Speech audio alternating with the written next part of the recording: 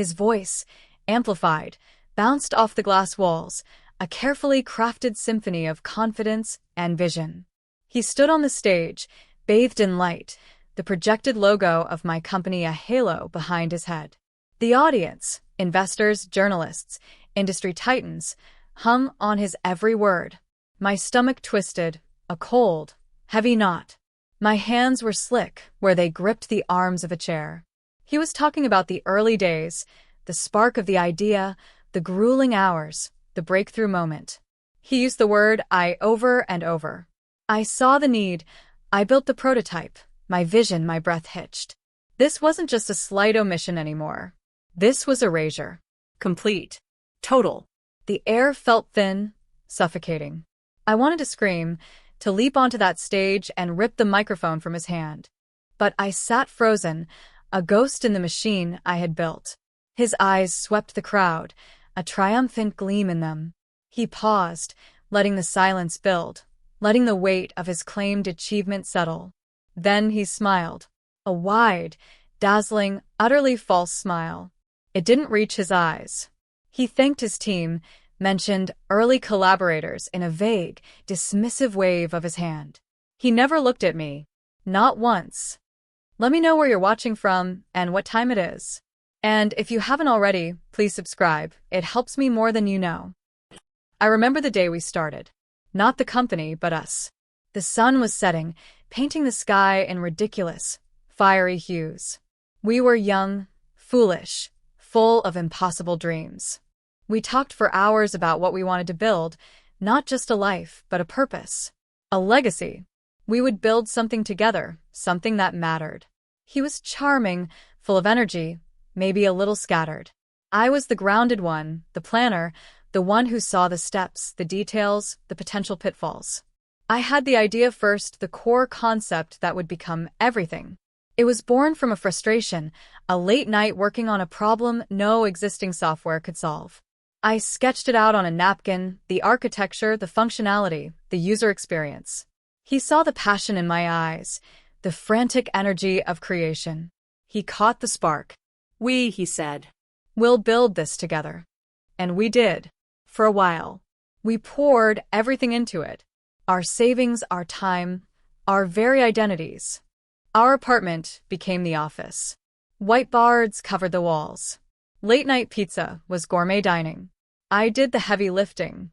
The coding, the design, the product development, the business plan. I talked to potential users, refined the concept based on feedback.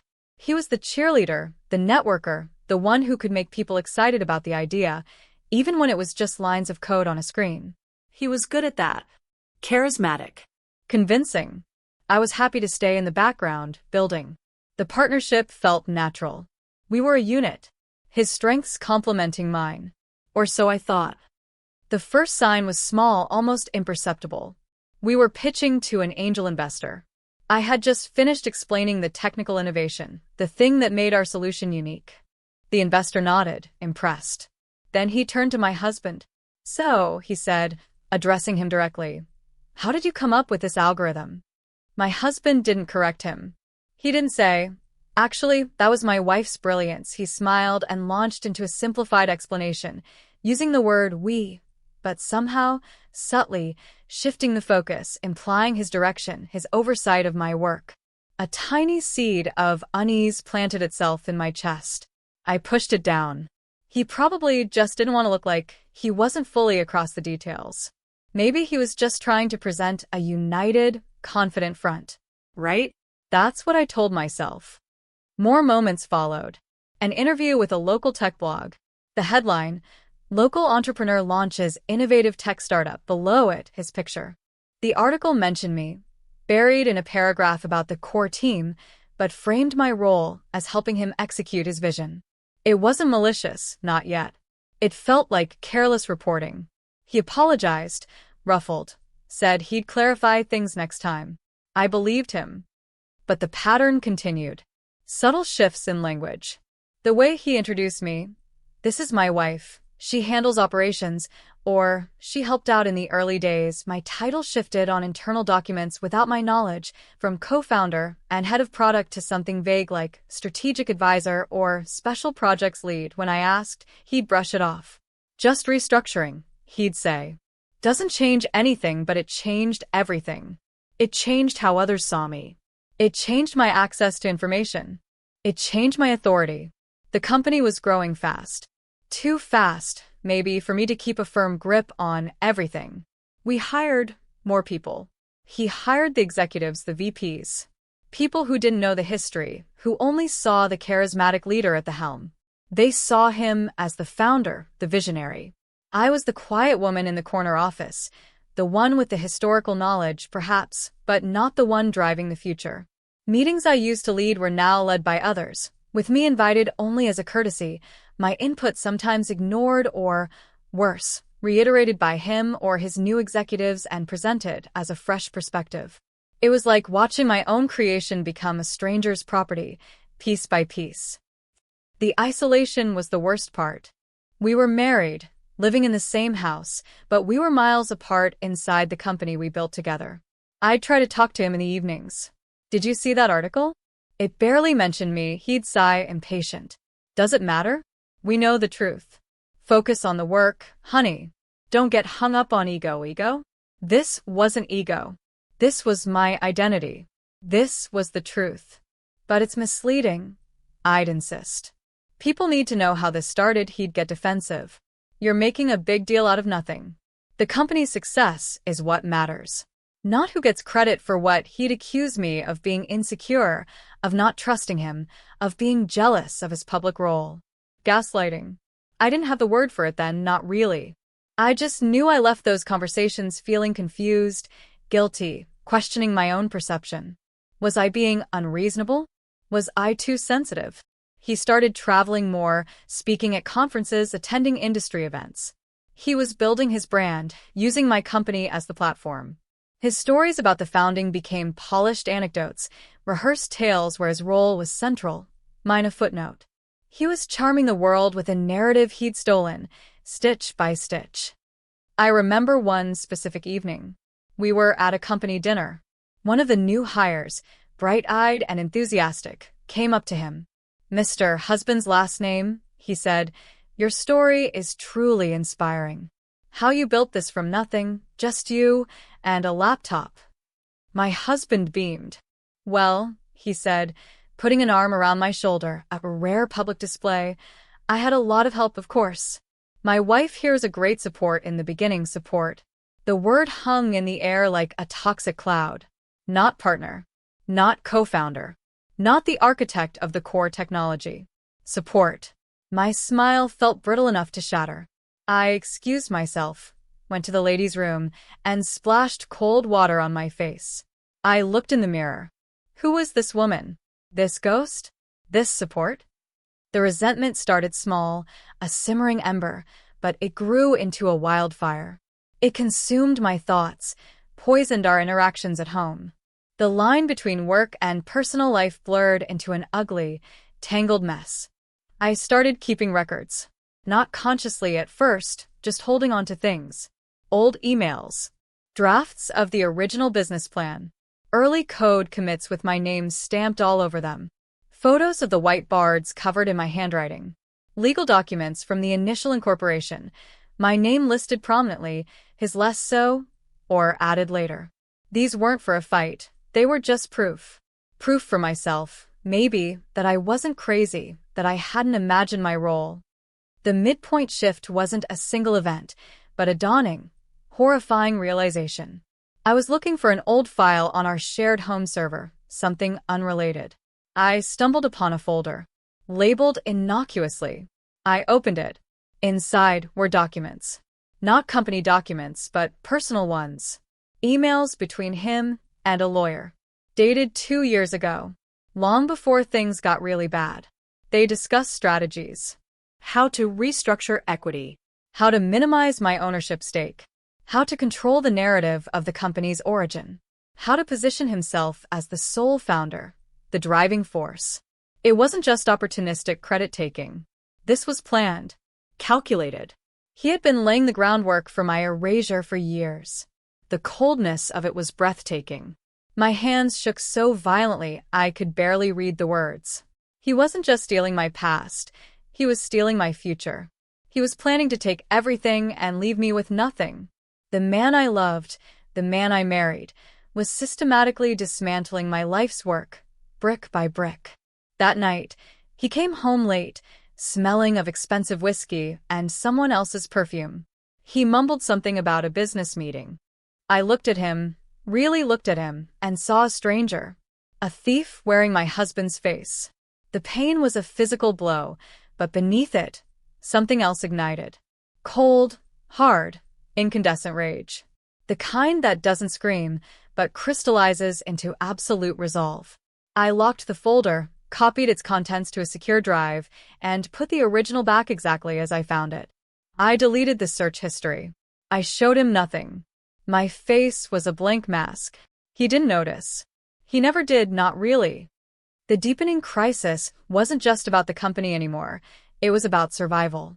With the knowledge of his plan, every interaction was filtered through suspicion. I knew he was making moves behind the scenes. He tried to push through a new shareholder agreement that would significantly dilute my shares and change voting rights. He started locking me out of key systems, claiming security upgrades. He scheduled a press conference, the one I sat in earlier, to announce a massive new funding round he had secured, further solidifying his position as the company's sole star. It was a public coronation built on my back. My options were shrinking. Legally, fighting him would be complex, expensive, and could take years. He had control of the company's finances. He could bury me in legal fees. Publicly, his narrative was already dominant. Who would believe the quiet wife over the celebrated visionary? People whispered. They saw the cracks. Some pitied me. Some thought I was unstable. Some believed his version, that I was struggling to adapt to the company's rapid growth, that I was being emotional, that I wasn't cut out for the big leagues. The stress was immense. I couldn't sleep. I lost weight. Every conversation felt like a minefield. I was trapped in a nightmare of my own making, or rather his making, using the foundation I had built. I was losing everything. Not just the company, but my reputation, my financial security, my marriage, my sense of self. He was winning, and he knew it. He moved through the house with a casual arrogance that made my skin crawl. He'd talk about his vision, his plans, his future, completely oblivious, or pretending to be, to the storm gathering in my eyes. But knowing his plan changed me. It stripped away the hurt and confusion and left only a fierce, protective instinct. I wouldn't let him take it. Not all of it. Not like this. The turning point was quiet, internal. It wasn't a dramatic declaration. It was a cold calculation. I stopped trying to save the marriage. I stopped grieving the partnership. I focused every ounce of energy on the fight for the company, for the truth. He thought he was dealing with the emotional, insecure wife he had carefully constructed in his narrative. He had no idea he had just created his most formidable enemy. I started working differently. No more confronting him. No more appealing to a decency that didn't exist. My work became invisible, strategic. While he was out basking in the spotlight he'd stolen, I was in the shadows, gathering intelligence. I befriended people in the company who still remembered the beginning. I subtly probed for information.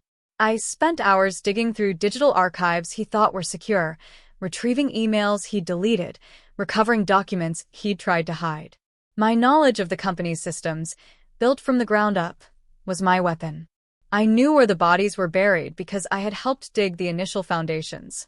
I found the earliest server logs, the version control history for the core code, showing my consistent, driving contributions long before his name appeared on anything technical. I found the correspondence with the patent office, listing my initial concepts as the basis for our IP. I found the original lease agreement for our first tiny office space, signed solely by me. I found the contract with our very first paying customer, negotiated and signed by me. Every single piece was a nail in his coffin. He was so focused on the grand public narrative, he forgot about the paper trail. The digital footprints. The irrefutable records of origin. He was building a castle in the air, while I was meticulously documenting the ground it was supposed to stand on, proving he had no claim to it. I didn't just gather evidence. I assembled a case. Chronological. Undeniable. Each piece cross-referenced, verified. My target wasn't just the courts anymore. It was the court of public opinion. He had used the press to build his lie. I would use the press to expose it. I needed to find the right journalist. Someone with integrity. Someone who wouldn't just print his side. It took time. Discreet inquiries. Secret meetings. Sharing just enough to pique interest, to prove I wasn't crazy, to show I had substance behind my claims. I found her. A seasoned investigative reporter known for her tenacity. I laid it all out. Not with emotion, but with facts. Dates, documents, signatures, code logs, emails. I showed her the planned legal maneuvers to cut me out. I showed her his emails with the lawyer. I showed her the original contracts. She was skeptical at first. Understood. Wives in messy divorces claiming betrayal aren't exactly rare.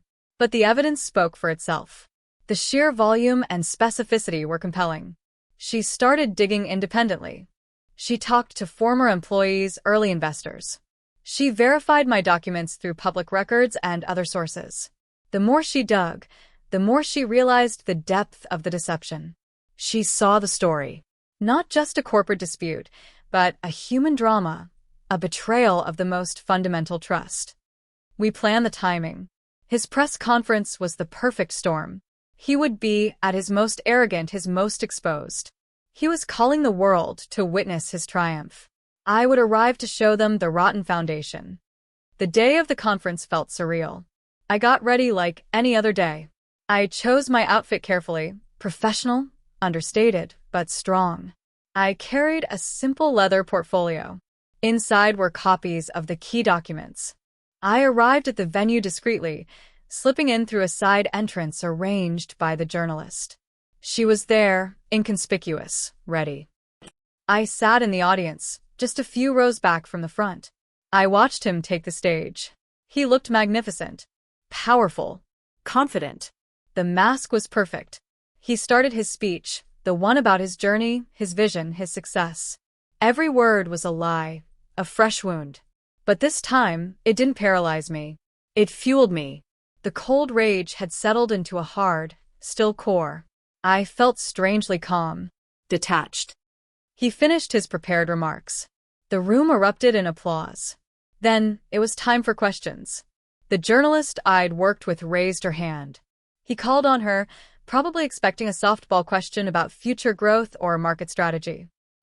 Mr. Husband's last name, she began, her voice clear and steady, cutting through the buzz in the room. You've spoken extensively today about your role as the sole founder and visionary of this company. My research, however, suggests a different origin story. A ripple went through the crowd. His smile faltered, just for a second. He recovered quickly. And what research is that? He asked, a hint of condescension in his tone. My research indicates that the core technology, the initial business plan, and the foundational legal structure of this company were primarily developed and established by your wife, my name, long before the narrative you presented today took hold. Silence. The kind you can hear. Heavy. Expectant. All eyes turned towards me. He looked at me on stage, his eyes narrowed, confused. He hadn't expected me to be there. He certainly hadn't expected this. That's an exaggeration, he stammered, the first crack in the facade. My wife was involved, yes, in a support capacity in the early days. The journalist pressed on, calm, relentless. I have here copies of the initial incorporation documents, dated date, listing my name as the primary founder. I also have early contracts with clients, signed by my name, and extensive documentation of the code development, showing Ms. my last name, S primary role. She held up a document, my hands, resting on my lap, clenched into fists. The original articles of incorporation. He thought he had control of all official company records. But he'd forgotten the personal copies I'd kept. And he never knew I had access to the digital archives he thought he'd secured. His face paled. He looked from the document in her hand to me, then back to the document. The smug confidence drained away, replaced by a flicker of panic. He opened his mouth, but no sound came out. Another journalist jumped in. Is it true, Mr. Husband's last name, that you recently attempted to dilute your wife's shares and remove her from her leadership role? The questions came faster now, sensing blood in the water. The narrative was unraveling live, on camera. His carefully constructed world was imploding. He stammered, denied, tried to regain control, but it was useless. His earlier lies echoed in the sudden, harsh light of truth. And then, the plot twist, the moment I knew he was truly finished, utterly blindsided. The journalist, calm amidst the chaos, delivered the final blow. And perhaps you could explain these emails, she said, holding up another stack of papers, dated date, discussing with a lawyer how to systematically minimize your wife's contributions and remove her from the company's ownership structure? Those were the emails from the hidden folder. The ones he thought were private, secure, long forgotten. He hadn't just stolen my past, he had documented his plan to do it. He looked at the documents in her hand as if they were a venomous snake. His eyes widened in disbelief. He thought he had covered his tracks completely. He thought I would never find them, or if I did, I wouldn't know what to do with them, or that he could explain them away. He was wrong. He had underestimated me, fundamentally, disastrously. He had planned my downfall meticulously, but he had overlooked the architect's blueprints she'd kept all along. His face crumpled. The color drained from it entirely. He swayed slightly, gripping the podium. The microphone picked up a ragged gasp. He tried to speak, his lips forming words, but nothing coherent emerged. The room went quiet again, watching him. The celebrated visionary, the charismatic leader, stood exposed as a fraud, a thief, a betrayer. His carefully built persona shattered into a million pieces before their eyes. He didn't collapse physically, not yet. But his entire world, built on a foundation of lies, imploded in that instant. The silence stretched, thick with shock and his palpable, absolute defeat. He looked lost, cornered, like an animal caught in a trap it never saw coming. All the arrogance, the charm, the borrowed confidence evaporated. He was just a man standing on a stage, holding a microphone, with nowhere left to run. The flashbulb started, a frantic, blinding storm capturing his public undoing. The aftermath was swift and brutal. For him, the headlines screamed betrayal, fraud, stolen success. His carefully curated image was destroyed. The board, faced with undeniable evidence and a public relations nightmare, moved quickly. He was removed as CEO, then from the board entirely. Investigations were launched. Lawsuits followed, from investors he'd misled, from partners he'd lied to. His professional life was over. Our marriage ended, of course. Swiftly, coldly. There was nothing left to salvage. The divorce was finalized quietly, overshadowed by the corporate drama he had created. He lost his stake in the company he'd pretended to build, his reputation, his future. For me, it wasn't a clean victory. Reclaiming the company was just the beginning of a different kind of struggle. The initial chaos subsided, leaving behind a shell of distrust and uncertainty. Employees were shaken. Clients were wary. I had to step back into the leadership role, not as the quiet force behind the scenes, but as the public face, the true founder, the one who had to rebuild trust and steer the company forward. It was exhausting. The emotional toll was immense. The victory felt hollow, tainted by the pain of betrayal and the destruction of a shared past, however false it turned out to be. Leading the company felt different. It was mine, truly mine, but the joy was muted. The innocence was gone. I saw the business world through a different lens, one of caution, suspicion, and the knowledge of how easily truth can be twisted and stolen. I had proven I was the founder, the visionary, the architect. I had the documents, the headlines, the legal rulings to prove it. But the experience left scars. Deep ones. Over time, I rebuilt. I focused on the work, the technology, the people who believed in the company's true mission. We weathered the storm. The company stabilized, then began to thrive again. This time, the success was unequivocally mine. No borrowed glory, no hidden architect. It felt stronger, more real, built on a foundation of hard-won truth. I learned that the quiet accumulation of evidence, the boring details, the paper trails, the digital records, they can be more powerful than the loudest lies. I learned that sometimes, the most devastating defense is a calm, irrefutable presentation of facts against a backdrop of performative falsehood. I learned that betrayal leaves permanent marks, but it doesn't have to be the end of the story. It can be the fire that forges something new, something tougher, something ultimately, truly yours. The silence in the office is different now. It's not the silence of being unheard or unseen.